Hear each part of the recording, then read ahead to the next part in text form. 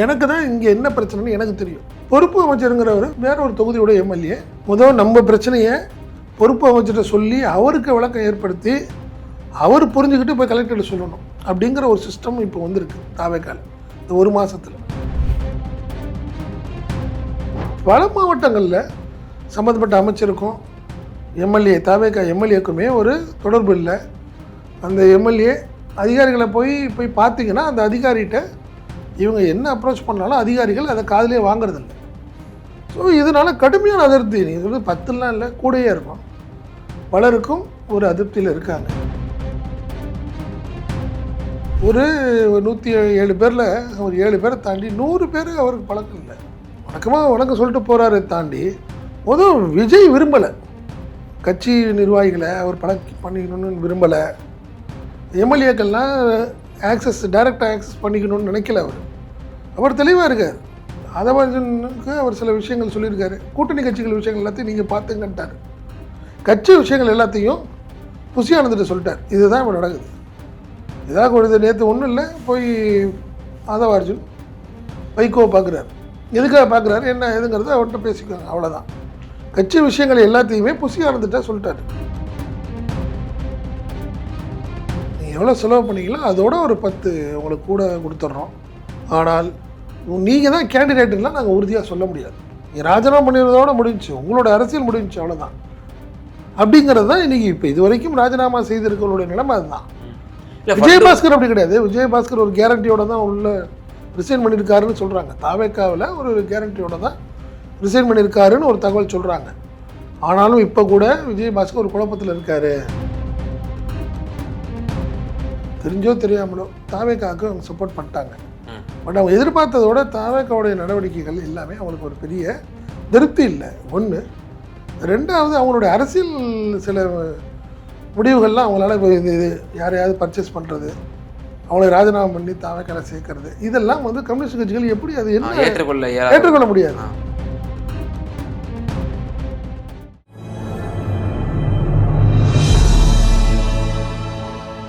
ஈத்தமிழ் news நேர்களுக்கு வணக்கம். இன்றைய நேர்காணலில் நம்மோடு இருந்திருப்பவர் ஈத்தமிழ் நியூஸோட ஆசிரியர் மற்றும் பத்திரிகையாளர் திரு செந்தில் சார். சார் வணக்கம். வணக்கம் ஐக்கியம். வணக்கம் சார். இப்போ அண்மையாக ஒரு தகவல் கிடைக்கப்பட்டது செய்திகள் வாயிலாக.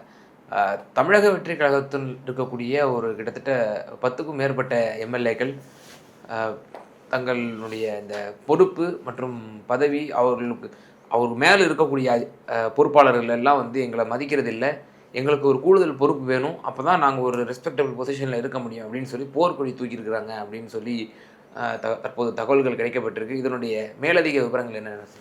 இல்லை, உண்மைதான். நீங்கள் ஆக்சுவலாக பார்த்தீங்கன்னா விஜய் மக்கள் மன்றத்தை அப்படியே தாவேக்காவாக மாற்றுறாரு விஜய்.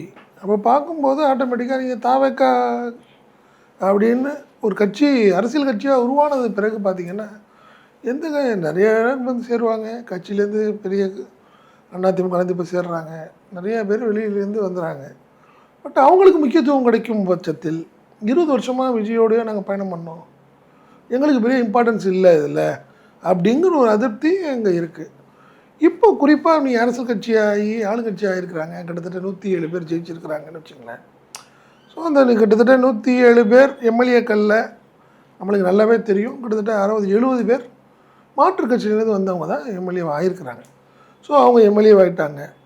நம்ம மாவட்ட செயலாளருங்கிற பேரில் இருக்கிறமே ஒழிய அதில் எந்த மரியாதையும் இல்லை அப்படிங்கிற ஒரு வருத்தம் இருக்குது. அதே மாதிரி பார்த்திங்கன்னா எதிர்பார்க்காத சிலருக்கு மந்திரி கிடச்சிருது. இப்போ நீங்கள் ஒரு பொறுப்பில் எடுத்துட்டிங்கன்னா நான் ஒவ்வொரு மாவட்டத்துலேயும் பார்த்திங்கன்னா ஒரு மந்திரி கொடுத்துருக்குறாங்க. அங்கே இருக்கிறவங்க அங்கே ஏற்கனவே ஒரு 3-4 பேர் ஜெயிச்சிருப்பாங்க. அவங்களுக்கு எந்த பொறுப்பும் கிடையாது, அவங்களுக்கு பெரிய இம்பார்ட்டன்ஸும் கிடையாது அப்படின்னு ஒரு சூழ்நிலை வருது. இந்த அதிருப்தி எல்லா இடத்துலையும் இருக்கும். காரணம் என்ன, அந்த அதிகாரத்துக்கு வரீங்க. நீங்கள் இன்னொரு விஷயம் பண்ணிட்டாங்க. என்ன பண்ணிட்டாங்க, டிஎம்கே மாதிரி பொறுப்பு அமைச்சர்கள்னு போட்டாங்க. ஒவ்வொரு மாவட்டத்துக்கும் பொறுப்பு அமைச்சர்கள்னு போட்டிங்க. எதாக இருந்தாலும் மாவட்ட கலெக்டர், மாவட்ட எஸ்பி சம்மந்தப்பட்ட அமைச்சர்கிட்ட டிஸ்கஸ் பண்ணிட்டு தான் நீங்கள் முடிவெடுக்கணுங்கிறீங்க. நீங்கள் ஏற்கனவே ஒரு எம்எல்ஏ இருப்பார், அவருடைய இம்பார்ட்டன்ஸு இல்லை தன்னுடைய கோரிக்கையை கூட பொறுப்பு அமைச்சர் மூலியமாக தான் கலெக்டர்கிட்ட போக வேண்டிய கட்டாயத்துக்கு வந்துடுச்சு. இது ஒரு மிகப்பெரிய ஒரு அதிருப்தின்னு வச்சுங்களேன். காரணம் என்னென்னா, அவர் சீனியராக இருப்பார், ஏற்கனவே சீனியராக இருந்திருப்பார், 20 வருஷம் விஜயோட பயணம் பண்ணவராக இருப்பார், அவர் எம்எல்ஏவாக தான் இருப்பார். இப்போ புதுசாக வந்தவங்களுக்கு எம்எல்ஏ கம் மினிஸ்டர்னு வரும்போது அவரை அனுசரித்து போக வேண்டிய கட்டாயமாக இருக்கும். ஸோ இந்த சூழ்நிலைகள்லாம் வந்து எப்பயுமே எல்லா கட்சியிலையும் நடக்கும் அது. பட் அதிமுக திமுகங்கிற விஷயத்தில் பார்த்தீங்கன்னா ஆட்டோமேட்டிக்காக சிஎம்க்கு டைரெக்டாக எம்எல்ஏவை தெரியும். ஆட்டோமேட்டிக்காக அங்கே ஒரு மாவட்ட செயலாளர் பவர்ஃபுல்லாக இருப்பார். அவர் மாவட்ட செயலாளர் அதெல்லாம் இந்த விஷயங்களை சரி பண்ணிக்குவாங்க. அதே மாதிரி பார்த்திங்கன்னா இந்த எம்எல்ஏ ஆனவங்க சீனியர் மோஸ்ட்டாக தான் இருப்பாங்க மோஸ்ட்லி. இப்போ அவங்க ஈஸியாக ஒரு ஆக்சஸ் பண்ணிக்கிறதுக்கான வாய்ப்புகள் அதிகம்னு வச்சுக்கலாம். இங்கே அப்படி இல்லை. எம்எல்ஏவும் புதுசு, மந்திரிகளும் புதுசுங்கிற ஒரு சூழ்நிலை இருக்குது. அவங்களுக்கு கலெக்டர்கிட்ட போய் பேசும்போது நீங்கள் பொறுப்பு அமைச்சர் மூலியமாக வாங்க இந்த கோரிக்கையை கொடுங்கன்னு சொல்கிற போது ஒரு வருத்தம் இருக்கும். நான் எம்எல்ஏ, எனக்கு தான் இங்கே என்ன பிரச்சனைன்னு எனக்கு தெரியும். பொறுப்பு அமைச்சருங்கிறவர் வேற ஒரு எம்எல்ஏ, வேற ஒரு தொகுதியோட எம்எல்ஏ, முதல் நம்ம பிரச்சனையை பொறுப்பு அமைச்சர்கிட்ட சொல்லி அவருக்கு விளக்கம் ஏற்படுத்தி அவர் புரிஞ்சுக்கிட்டு போய் கலெக்டர்கிட்ட சொல்லணும் அப்படிங்கிற ஒரு சிஸ்டம் இப்போ வந்திருக்கு தாவேக்கால இந்த ஒரு மாதத்தில். டிஎம்கே அப்படி கிடையாது. டிஎம்கே எம்எல்ஏ என்ன பண்ணுவாங்க, அவங்க கலெக்டர் டேராக போய் கலெக்டரை பார்ப்பாங்க, கலெக்டர் அவரோட பேசுவாங்க, எதாக இருந்தாலும் முடிஞ்சிடும். பொறுப்பு அமைச்சர் மூலியமாக தான் போகணுங்கிற அவசியம் திமுக பீரியடில் அப்படி இல்லை. பட் இவங்க அந்த ஒரு சூழ்நிலை ஏற்படுத்தியிருக்கிறாங்க. காரணம் என்னென்னா எல்லாமே பவர் போட்டுட்டு சில பேர் என்ன பண்ணுறாங்க, போய் ஆய்வுங்கிற பேரில் போய் குழப்பம் பண்ணிகிட்டு இருக்கிறாங்கங்கிறதுனால ஆதவ அர்ஜுன் கொடுத்த ஒரு ஐடியா இது. என்ன பண்ணுறாரு, பொறுப்பு அமைச்சர் போட்டுருவோம், யாராக இருந்தாலும் பொறுப்பு அமைச்சர் மூலியமாக கலெக்டரையோ எஸ்பிஐயோ போய் பார்க்கட்டும் அப்படின்னா, பொறுப்பு அமைச்சருக்கும் சம்மந்தப்பட்ட எம்எல்ஏக்கும் நல்ல ரிலேஷன்ஷிப் இருந்தால் தானே. இல்லைன்னா என்ன பண்ணுவாங்க அவங்க, இல்லை இதெல்லாம் சரி பண்ண முடியாது பாஸ் பார்த்துக்கலாம் அப்படின்னு சொல்லி கழட்டி விட்ருவாங்க. இப்படி ஒரு சூழ்நிலை இருக்கும் பட்சத்தில் கிட்டத்தட்ட எல்லா மாவட்டங்கள்லேயும், ஏன்னா இவங்களுக்கு எதிர்பாராத ஒரு வெற்றின்னு வச்சுங்களேன். ஸோ இந்த சூழ்நிலையில் பல மாவட்டங்களில் சம்மந்தப்பட்ட அமைச்சருக்கும் எம்எல்ஏ தாவேக்கா எம்எல்ஏக்குமே ஒரு தொடர்பு இல்லை. அந்த எம்எல்ஏ அதிகாரிகளை போய் பார்த்தீங்கன்னா அந்த அதிகாரிகிட்ட இவங்க என்ன அப்ரோச் பண்ணாலும் அதிகாரிகள் அதை காதிலே வாங்குறதில்ல.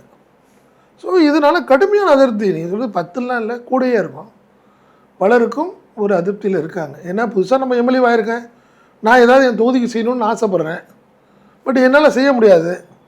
நான் என்ன பண்ணுவேன், இந்த கோரிக்கையை எடுத்துக்கொண்டு போய் அமைச்சர்கிட்ட கொடுக்க வேண்டிய கட்டாயத்தில் இருக்குது. ஸோ இதனால் பல கிட்டத்தட்ட 20-25 எம்எல்ஏக்கள் கடுமையான அதிருப்தியில் இருக்காங்க. அதில் மாற்றம் இல்லை. அவங்களுக்கு முதல்ல என்ன, நான் 20 வருஷமாக இருந்தேன் மன்றத்தில். இல்லை இன்னொரு சிக்கலும் இருக்கா, அதாவது முதலமைச்சர் விஜய் அவர் நேரடியாக தங்களுடைய எம்எல்ஏக்களுக்கும் நேரடியாக மாவட்ட செயலாளர்களுக்கும் நேரடியாக அந்த ஒன்றிய செயலாளர்கள் இந்த மாதிரியான அந்த கட்சியினுடைய ஒரு கட்டமைப்புங்கிறது தாவேக்காவுக்கு இல்லை. அதுவும் உண்டாக்க வேண்டிய ஒரு சூழ்நிலை இருக்கு. மேலும் விஜயை அணுக முடியுதா, விஜய் அவங்க கூட இன்டிமேஷன் வச்சுக்கிறாரா அப்படிங்கிறதையும் பெரிய சிக்கலாக இருக்குல்ல. அதுவும் ஒரு ஒன் ஆஃப் த ரீசனாக இருக்குமோ? 100% ஒன்றும் இல்லை. இன்றைக்கி இந்த புது எம்எல்ஏக்களுக்கு எல்லாத்துக்கும் சட்டமன்றத்தில் எப்படி அவங்க பர்ஃபார்ம் பண்ணணும், ஒரு கேள்வி கேட்டால் எப்படி பதில் சொல்லணும், எப்படி கேள்வி கேட்கணும், துணை கேள்வி எப்படி கேட்கணும் அப்படிங்கிறதுக்கு 2 நாள் பயிற்சி முகாம் வந்தது. முதல் நாள் முதல்வர் தான் துவக்கி வச்சார். அதில் பெரும்பாலும் இல்லை, முழுசாக தாவேக்கா எம்எல்ஏக்கள் மட்டும் தான் வந்திருந்தாங்கன்னு வச்சுங்க. அதில் இருந்த கிட்டத்தட்ட ஒரு 107 பேரில் ஒரு 7 பேரை தாண்டி 100 பேர் அவருக்கு பழக்கம் இல்லை. வணக்கம் சொல்லிட்டு போகிறாரு தாண்டி விஜய் விரும்பலை, கட்சி நிர்வாகிகளை அவர் பண்ணிக்கணும்னு விரும்பலை, எம்எல்ஏக்கள்லாம் டைரெக்டாக ஆக்சஸ் பண்ணிக்கணும்னு நினைக்கல. அவர் தெளிவாக இருக்கார். அதவனுக்கு அவர் சில விஷயங்கள் சொல்லியிருக்காரு. கூட்டணி கட்சிகள் விஷயங்கள் எல்லாத்தையும் நீங்கள் பார்த்துங்கன்ட்டார். கட்சி விஷயங்கள் எல்லாத்தையும் புசியானந்திட்ட சொல்லிட்டார். இதுதான் இப்போ நடக்குது. ஏதாவது ஒரு நேற்று ஒன்றும் இல்லை, போய் ஆதவ அர்ஜுன் வைகோவை பார்க்குறாரு. எதுக்காக பார்க்குறாரு என்ன எதுங்கிறத அவர்கிட்ட பேசிக்குவாங்க, அவ்வளோதான். கட்சி விஷயங்கள் எல்லாத்தையுமே புசியானந்திட்ட சொல்லிட்டார். எதாக இருந்தாலும் என்கிட்ட கொண்டாடக்கூடாது, நீ முடிச்சுட்டு தகவலை மட்டும் என்கிட்ட சொல்லணுங்கிற மாதிரி அவர் சொல்லிட்டார். ஸோ முதல்வர் அதை விரும்பணும்ல. எம்எல்ஏலாம் வர சொல்லு, நீ திருச்சி மாவட்டத்தில் உள்ள எத்தனை எம்எல்ஏ அந்த 3 பேரையும் வர சொல்லுங்கள், பார்ப்போம், பேசுவோம், எப்படி இருக்குது.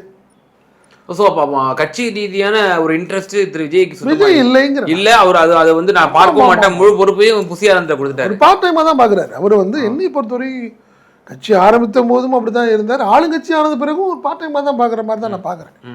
ஃபுல் டைமில் இறங்கி ஒர்க் பண்ணுற மாதிரி தெரியல அவர்.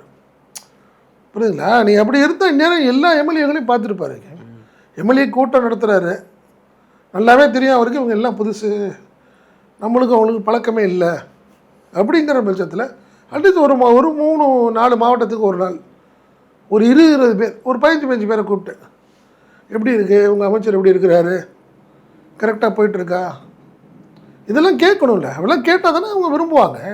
இப்போ நாளை பின்ன இப்போ அந்த எம்எல்ஏக்களும் சரி அமைச்சர்களுக்கும் சரி அவங்களுக்கு ஏதாவது வீட்டில் ஒரு நிகழ்ச்சி வச்சுருப்பாங்க, ஏதாவது ஒரு கல்யாண காட்சி இருக்கும். அந்த மாதிரி சமயங்களில் கட்சியினுடைய தலைவருங்கிற அடிப்படையில் இப்போ திமுகவில் பார்த்துருக்கோம், அதிமுகவில் பார்த்துருக்கோம், நேரடியாக போவாங்க, அதில் கலந்து கொள்வாங்க, அதில் வாழ்த்திட்டு வருவாங்க, அதில் அரசியல் பேசுவாங்க. இது திராவிட இயக்க வரலாறுல இது வரைக்கும் இருந்திருக்கு. விஜய் நிச்சயமா அந்த மாதிரிலாம் போவாரன்னு பெரிய வாய்ப்பே இல்லை. அப்ப புஷியானது போய் நின்றாருன்னா சத்தியமா இந்த இது கௌரவ ஒரு குறைச்சல் ஆயிடும் அந்த அமைச்சருக்கு. என்னப்பா நம்ம இந்த மாவட்டத்தை இவ்வளவு இது கொண்டு வந்திருக்கிறோம், நம்ம முதல்வரை கூப்பிட்டா அவர் வரலையா, நமக்கு என்ன மரியாதை தாவைக்காவில்னு சொல்லி நாளைக்கு அந்த நீங்கள் கட்சி ஆரம்பித்த காலத்துலன்னே பாருங்களேன். கட்சி ஆரம்பிச்சிட்டாங்க, ஒரு முக்கியமான பிரமுகருடைய வீட்டுக்கு திருமண நிகழ்ச்சி இல்லை ஏதாவது அந்த நிகழ்ச்சிக்கு விஜய் போன மாதிரி ஏதாவது சொல்லுங்கள். சினி ஃபீல்டில் உள்ள விஷயங்களுக்கு அவருடைய நண்பர்களுக்கு போகிறார். பட் தன்னுடைய கட்சி பிரமுகர்கள் வீட்டு இல்லை திருமணத்துக்கு எங்கேயாவது போயிருக்காருன்னு சொல்லுங்கள். ஈவன் இப்போ வரக்கூடிய சர்ச்சைகள் என்னன்னா, சிம்ரன் அழைச்சி பார்க்குறாரு, ஷியாமை அழைச்சி பார்க்குறாரு, நடிகை சிம்பு அழைச்சி பார்க்குறாரு. நடிகைகள்லாம் அவர் காலத்தில் 20 வருஷம் 25 வருஷத்துக்கு முன்னாடி அவர் கூட நடித்தவங்க எல்லாம் ஒரு மெமரிஸ் வர்றாங்க. அவங்களெல்லாம் இலகுவாக பார்க்க முடியுது. ஆனால் கூட்டணி கட்சிகள் முதல்ல பார்க்க முடியுதாங்கிற பிரச்சனை. இப்போ கூட்டணி கட்சிகளும் பார்க்க முடியல, அது எம்எல்ஏக்களும் பார்க்க முடியல. அரசியல் அதான் ஒரு பார்ட் டைமாக தான் அரசியலை பார்க்குறாரு அவர். ஃபுல் டைமாக இல்லைன்ற நான் அதிகார போதையிலே இருக்காரோ அந்த இதில். அதிகார போதைங்கிறதோட பொறுப்பை கையில் வச்சுக்கிறது இல்லை.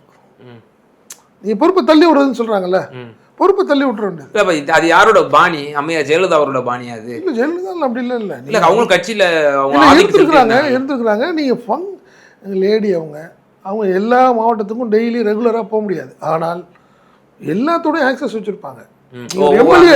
ஒரு எம்எல்ஏ யாருன்னு கேட்டிங்கன்னா அவங்கள்ட்ட பேசுவாங்க, அவங்களுக்கு தெரியும் ஒரு எம்எல்ஏ இருக்காரு, விருதுநகர் பக்கத்தில் ஸ்ரீவில்லிபுத்தூர் எம்எல்ஏ யார் அப்படின்னு கேட்டால் அவங்களுக்கு தெரியும். பட் அந்த சூழ்நிலை இவருக்கு இல்லைங்கிறேன். அவங்க ஃபுல் டைம் பாலிடிக்ஸ், அதனால மாற்றமே கிடையாது. நீங்கள் காலையிலேருந்து சாயங்காலம் வரைக்கும் ஒரு எம்எல்ஏ மேலேயோ ஒரு மாவட்ட செயலாளர் மேலே ஏதோ புகார் வந்தால் உடனே நடவடிக்கை எடுத்து பயங்கரமாக இருக்கும். என்கொயரி நடந்துக்கிட்டு இருக்கப்பே ஸ்க்ரோலிங் போயிடும். மாவட்ட செயலாளர் பதவி பறிப்பு, புது மாவட்ட செயலாளர்லாம் வந்திருக்கு, எம்எல்ஏ நடந்திருக்கு, அமைச்சர்களுக்கு நடந்திருக்கு. குறிப்பாக இதில் புகழ் பெற்றவர் நாஞ்சில் சம்பத்து ஒரு ஊத்த பத்திரிகையாளருக்கு பேட்டி கொடுக்கும்போது பேட்டி டெலிகாஸ்ட் ஆகிட்டு இருக்கு, கீழே ரன்னிங் நியூஸில் போயிட்டு இருக்கு அவர் பதவி பறிப்பு அப்படின்னு சொல்லி. அதுதான் நான் சொல்கிறேன். அவங்க ஃபுல் டைம் பாலிடிக்ஸ் பார்த்தாங்க, அதனால தான் கட்சியை கட்டுப்பாடாக வச்சுருந்தாங்க. நீங்கள் ஒன்றும் இல்லை, ஒருத்தர் கட்சியை விட்டு வெளியே போன முத்துசாமியை சொல்லுவாங்க. முத்துசாமி திமுகவில் போய் ஜாயின் பண்ண போகிறாரு, அதிமுக அதிருப்தின்னு. அன்றைக்கி ஃபுல் டைம் எப்படியாவது முத்துசாமியை சமாதானப்படுத்துறதுக்கு கடுமையாக முயற்சி பண்ணியிருக்காங்க. நல்ல ஒர்க்கர் அவர், விடக்கூடாது, நம்ம ஃபோன் பண்ணிலாம் ட்ரை பண்ணி பேச. ஏன்னா இது மாதிரி அவங்களுடைய மனநிலையும் அந்த மாதிரிலாம் போக மாட்டாங்க. ஆனால் அரசியல் ரீதியாக நம்ம அந்த விஷயத்தில் சரியாக இருக்கணும், அப்போ தான் கட்சி உயிரோடு இருக்கும் அப்படிங்கிற விஷயங்களில் அவங்க தெளிவாக இருந்திருக்கிறாங்கன்னு வச்சுங்களேன். அதனால் நீங்கள் ஜெயலலிதா அவர்களையும் விஜயும் கம்பேரே பண்ணிடக்கூடாது. விஜய் எதாவது ஒரு பார்ட் டைம், அவர் காலையிலே 9:30 மணிக்கு கிளம்புறாரு, செக்ரட்டரியேட் வர்றாரு, 5:30 கிளம்பிடுறாரு, அவ்வளோதான் முடிஞ்சு. ஸோ அந்தந்த பொறுப்பாளர்கள் அவ்வளோதான் பார்த்துக்கணும். நீங்கள் ஏதாவது ஒன்றா எனக்கு தகவல் சொல்லுங்கள், அதோட வச்சுக்கோங்க. அதே மாதிரி 3 பேர் வச்சுருக்கிறாரு, ஜான் ஆரோக்கியசாமி, ஜெகதீஷ், அதே மாதிரி விஷ்ணு ரெட்டி, 3 பேர் வச்சுருக்காங்க. பிஸ்னஸ்ஸு விஷ்ணு ரெட்டி பார்த்துக்கிறாரு. என்ன ஜெகதீஷுக்கு ஆஃபீஸர்ஸ் எல்லாத்தையும் கூப்பிட்டு பார்த்து பேச வேண்டிய விஷயங்கள், அரசியல் தொடர்பான விஷயங்கள் ஜான ஆரோக்கியசாமி பார்த்து. இது ஜான ஆரோக்கியசாமி பற்றிய ஒரு செய்தி ஒரு பிரபல ஊடகம் வெளியிட்டிருந்த செய்தி. காங்கிரஸ் கிட்ட டெல்லி விசிட்டின் போது ராகுல் காந்தி கிட்ட ஜான ஆரோக்கியசாமியை இன்ட்ரோடியூஸ் பண்ணதாகவும் உங்களுக்கும் நாளைக்கு உதவுவார், என்னையே ஜெயிக்க வச்சார் பார்த்தீங்கல்ல, நாளைக்கு காங்கிரஸ் ஆட்சி வர்றதுக்கும் ஜான் ஆரோக்கியசாமி பெரிய இதுவாக இருப்பார். எனவே சுனிலை கழட்டி விட்டுருங்க, நம்ம தலைவர் ஜான் ஆரோக்கியசாமி இருக்கார், அவர் வந்து நாளைக்கு பிரதமர் ஆக்கிடுவார் அப்படின்ற மாதிரி விஜய் பரிந்துரைச்சதாகவும் அதற்கு ஓகே நாங்கள் வந்து பரிசீலிக்கிறோம் அப்படின்னு சொல்லி ராகுல் காந்தி சொல்லியிருக்கதாகவும். ஏன்னா ஸ்ட்ராட்டஜி டீம் வச்சுருக்காங்க காங்கிரஸ், அதில் தான் பிரவீன் சக்கரவர்த்தி சுனில்லாம் இருக்காங்கன்னு வச்சுங்க, 8 பேர் 9 பேர் இருக்காங்க. ஸோ அந்த ஒரு விஷயம்னு வச்சுக்கலாம். பட் இவருக்கு வேணால் விளையாட்டாக இருந்திருக்கும் இந்த தேர்தல், எதிர்பார்க்காத ஒரு வெற்றி அவருக்கு, திடீர்னு ஒரு வெற்றி, அவரையே நம்ப முடியாத ஒரு சூழ்நிலை இன்னும் வச்சுங்களேன். இப்படிப்பட்ட சூழ்நிலையில் அதனால ஒரு டீம் வந்து பெரிய அதிருப்தியில் இருக்காங்க, அதனால் மாற்றமே கிடையாது. அவங்க எதிர்பார்த்த விஷயங்கள் வேறு, அவங்கெல்லாம் சரி நம்ம எம்எல்ஏ ஆகிட்டோம், இங்கே எதாவது பண்ணிடணும் அதை பண்ணணும்னு நினைக்கிறப்ப எதுவுமே தனக்கு கிடைக்கல, தனக்கே எந்த வாய்ப்பும் இல்லை அப்படின்னு ஒரு சூழ்நிலை இருக்கும்போது ஒரு கடுமையான அதிருப்தியில் இருக்காங்க, அதனால மாற்று கருத்தே கிடையாது. ஆமாம் சார், இப்போ அதே போல் ஒவ்வொரு எம்எல்ஏக்கெல்லாம் ராஜினாமா பண்ணிட்டு இருக்காங்க. அதிமுகவில் நேற்று விஜயபாஸ்கர், இன்றைக்கோ நாளைக்கோ வி சண்முகம் அப்படின்ற ஒரு டாக் ஓடிட்டுருக்கு. இது பற்றி வேறு ஏதாவது தகவல்கள் இருக்கா? அதிமுகவிலிருந்து இன்னும் மேலும் பலர் வந்து தாவலான்னு பேசுகிறாங்க. அதில் ஒரு விஷயம், ஏடிஎம்கேக்கு ஒரு என்ன பண்ணுறாங்க, ஏடிஎம்கேக்கு விஷயத்தில் தாவேகா தரப்பில் ஆதவ அர்ஜுன் தரப்பில் தான் பேசுகிறாங்க. பேசும்போது எலெக்ஷனுக்கு எவ்வளோ செலவு பண்ணீங்க, அதோட +10 நீங்கள் வாங்கிக்கோங்க அமௌண்ட்டு. ஓ, நீங்கள் எவ்வளோ செலவு பண்ணீங்களோ அதோட ஒரு 10 உங்களுக்கு கூட கொடுத்துட்றோம். ஆனால் நீங்கள் தான் கேண்டிடேட்டுலாம் நாங்கள் உறுதியாக சொல்ல முடியாது, நீங்கள் ராஜினாமா பண்ணிடுறதோட முடிஞ்சிச்சு, உங்களோட அரசியல் முடிஞ்சிச்சு, அவ்வளோதான். அப்படிங்கிறது தான் இன்றைக்கி இப்போ இது வரைக்கும் ராஜினாமா செய்திருக்கிறவங்களுடைய நிலைமை அதுதான். விஜயபாஸ்கர் அப்படி கிடையாது. விஜயபாஸ்கர் ஒரு கேரண்டியோட தான் உள்ள ரிசைன் பண்ணியிருக்காருன்னு சொல்கிறாங்க. தாவேக்காவில் ஒரு கேரண்டியோட தான் ரிசைன் பண்ணியிருக்காருன்னு ஒரு தகவல் சொல்கிறாங்க. ஆனாலும் இப்போ கூட விஜயபாஸ்கர் ஒரு குழப்பத்தில் இருக்கார், சரியாக இருக்குமா நம்மளுடைய மனநிலைக்கு இங்கே சரியாக இருக்குமான்னு நினைக்கிறார். ஆனால் இப்போ ஒன்றுமே இல்லை, கரூர் விஜயபாஸ்கர் அவரும் ரிசைன் பண்ணுற மனநிலையில் இருந்தார். அவர்கிட்ட பேசுகிறாங்க தாவேக்கா தரப்பில், ஒரே வார்த்தை எவ்வளோ செலவு பண்ணுறீங்க, செலவு பண்ணீங்கன்னு ஒரு அமௌண்ட் சொல்கிறாரு. சரி 10C கூட வாங்கிக்கோங்க, முடிஞ்சிச்சு. ஆனால் நீங்கள் கேண்டிடேட்டுங்கிறத நான் கன்ஃபார்மாக சொல்ல முடியாதுன்னு தான் பேக் அடிச்சிட்டாரு. ஓ, பேசி முடிச்சிட்டாங்க அவர்கிட்ட, ஓகேன்னு சொல்லிட்டாரு. அந்த மாவட்டத்தில் அவருக்குன்னு ஒரு குறிப்பிட்ட செல்வாக்கு இருக்கும், அவருக்குன்னு ஒரு ஓட் பேங்க் இருக்கும். அப்புறம் அந்த மாவட்டத்து அப்போ நிச்சயமாக தாவேக்காவில் அவர் போயிட்டாருன்னா அந்த மாவட்டத்தோட முகமாக அவர் மாறிடுவார். அப்போ அவருக்கு உத்தரவாதம் கொடுக்காம எப்படி அது? அவங்க நினைக்கிறாங்க ஏன் ஆட்களுக்கு நான் கொடுக்கணும்னு நினைக்கிறேன், நீ ஏடிஎம்கே காரன்னு வந்தனா எனக்கு கெட்ட பேர் ஒன்னால. 2 இடங்கள் அதிமுக, 2 இடத்துக்கு திமுக வென்றிருக்கிறதா?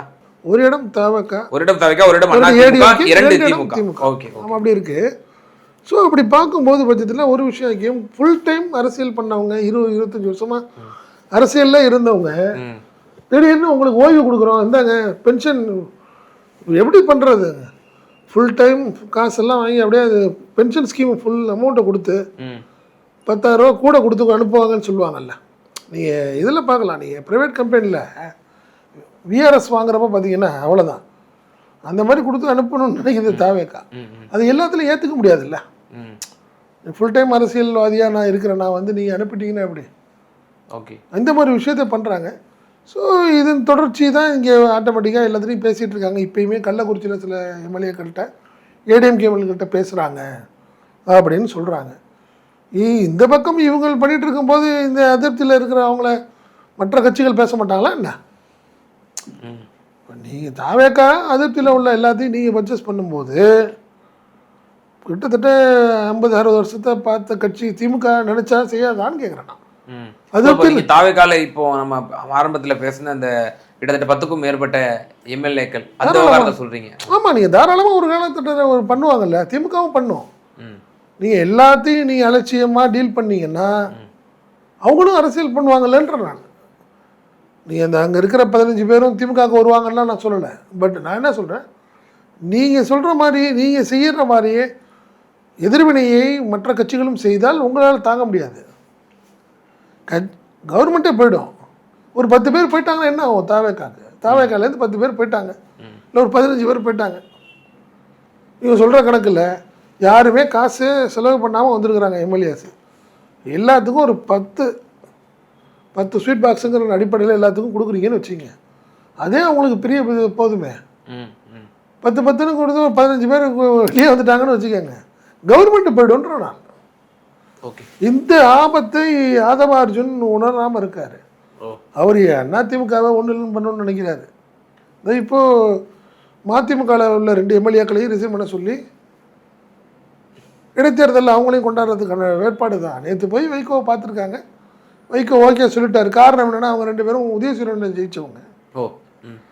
ஸோ அப்போ ஆதவ அர்ஜுனாவுடைய சந்திப்பினுடைய பின்னணி இதுவாக வேற என்ன ஐக்கியம் இருக்க முடியும்? வேற ஒன்றும் இல்லையே. வேற என்ன மதிமுக விஷயத்தில் இப்போ பேசுகிற அளவுக்கு என்ன இருக்கு?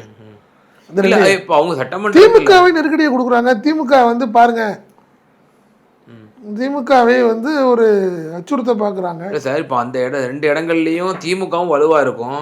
இப்போ ஒருவேளை அந்த இடத்துல மதிமுகவோட கேண்டிடேட்டே நிற்கிறாங்கன்னு வச்சுக்கோங்க, தாவேகா சின்னத்துலையோ இல்லை வேற ஏதோ சின்னத்தில் நிற்கிறாங்கன்னு வச்சுக்கோங்க. இப்போ அது வந்து வெற்றிக்கு உத்தரவாதம் இல்லை. தோல்வி அடைஞ்சிட்டோன்னா அமைச்சர் பதவிக்காக நம்ம போனோம், ஆனால் நாளைக்கு அமைச்சராக கூட ஆக முடியாத ஒரு சூழ்நிலை ஏற்பட்டுரும். அப்போ அதெல்லாம் யோசிப்பார்ல வைகோ அவர்கள்.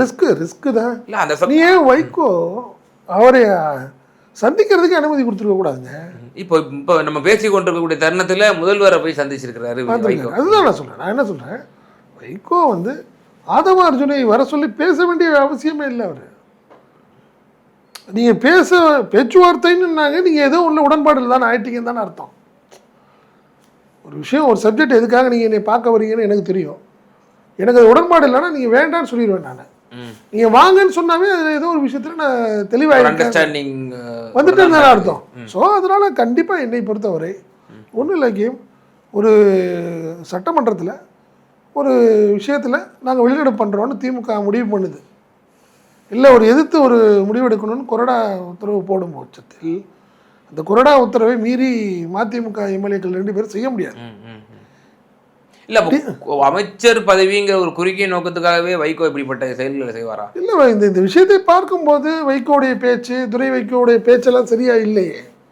இல்லை சார், அது புரியுது, திமுக கூட்டணியில் இல்லைன்னு புரியுது.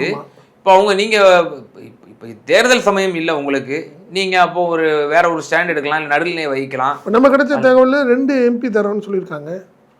ஓ, நடக்கும். 2029 பாராளுமன்ற தேர்தலில் 2 வைகோ உங்களுக்கு தர்றோம், நாங்கள் மதிமுக 2 தரோன்னு சொல்கிறாங்க.